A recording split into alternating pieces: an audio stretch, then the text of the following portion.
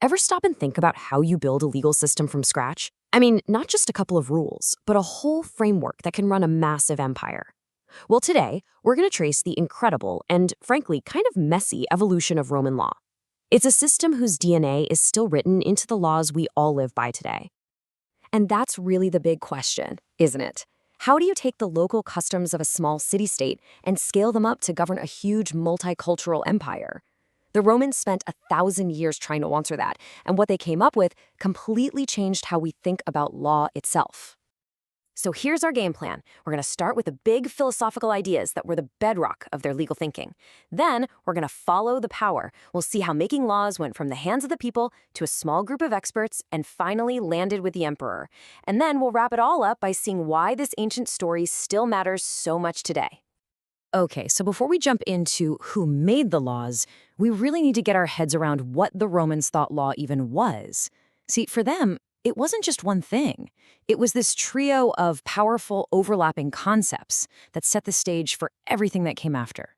First on the list is the ius civile, or civil law. The easiest way to think about this is like an exclusive club.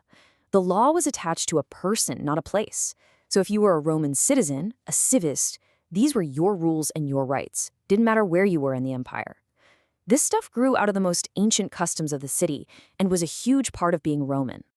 But as Rome got bigger, they ran into a problem. What do you do with all the foreigners, the merchants, the people living in Roman territory who weren't citizens? The ius civile was a members-only deal, so they had to get creative. They came up with the ius gentium, the law of nations. It was basically a super practical set of rules designed to handle disputes between citizens and non-citizens, or even between two different groups of foreigners. And then, things get a little more philosophical. After they were heavily influenced by Greek thinking, the Romans cooked up this idea of jus naturale, or natural law. You can think of this as a universal moral code. It wasn't written down in a law book. It was the belief that some things are just fundamentally right or wrong based on pure reason, and they apply to everyone, everywhere, for all time.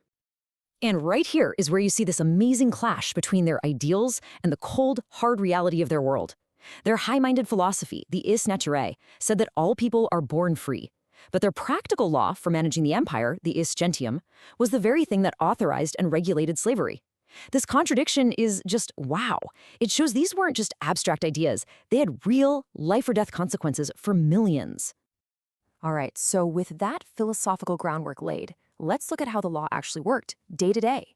Every single Roman law fit into one of two big buckets, and understanding this split is totally key to getting how their entire system was organized. So, on one side you had ius scriptum. That's the written law. This is law that was deliberately made, written down, and passed by some kind of authority, like an assembly or later the emperor. Then on the other side you have ius non scriptum, unwritten law. This is all about the power of custom. These were the social rules and traditions that were so deeply ingrained that everyone just treated them as law, even though no one ever officially voted on them. Now, while custom was the foundation for everything, the real drama, the real story of change, is in that written law. So for the rest of this journey, we're going to follow the power of the pen, the ius scriptum, and see who got to hold it over the centuries. And our story kicks off in the Roman Republic. Back then, at least in theory, the ultimate power didn't belong to a king or a senate. It belonged to the Roman people themselves. The power to write the rules started right there in the streets and public squares. The process for making a law, what they called a lex, seems pretty straightforward.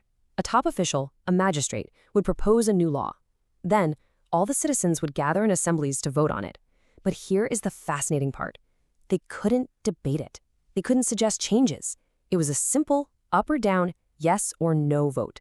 If it passed, boom, it was law. Now, there were actually two different flavors of this people's law. You had leges, which were laws passed by assemblies of all Roman citizens, but then the common folk, the plebeians, had their own council that passed rules called plebiscita. At first, those rules only applied to other plebeians, but then, and this was a huge deal, they passed a law that made the plebiscita binding on everybody, including the rich aristocrats. That was a massive win for the power of the people. But as Rome grew and its problems got way more complicated, this whole system of everybody voting on everything started to feel, well, a bit clunky. It was slow. So power started to drift away from the big public assemblies and into the hands of two new, very powerful groups of legal experts, the magistrates and the jurists. This right here is one of the most brilliant innovations in legal history. The praetor was the magistrate who ran the court system. Each year, when he took office, he'd issue an edict saying what rules and procedures he was going to follow. And by controlling the how of the legal process, he could basically change the substance of the law itself. He could create new rights and new defenses the old ius civili never dreamed of. It was like getting a software update for the entire legal system every single year. Working right alongside those magistrates was another super influential group, the jurists. Now, these guys weren't lawyers you'd hire or judges banging a gavel. Think of them more like elite legal scholars, the absolute top experts who just lived and breathed the law. And while their opinions weren't technically binding, they carried an enormous amount of weight. So what did they actually do? Well, their influence came in three main ways. Through respondere, they'd give expert legal opinions that judges would almost always follow. Through cavere, they drafted all the important documents like wills and contracts, literally writing the code of Roman society. And through agere, they were the experts who told you how to navigate the complicated court system. They were basically the secret architects of Roman law. And this brings us to the final and most dramatic act in our story, the end of the Republic and the rise of the Empire. This massive political earthquake set off the single biggest change in Roman legal history. Because all those different sources of law, the people, the magistrates, the experts, were all about to be swallowed up by the power of one single person. This timeline says it all. You can just watch the power move.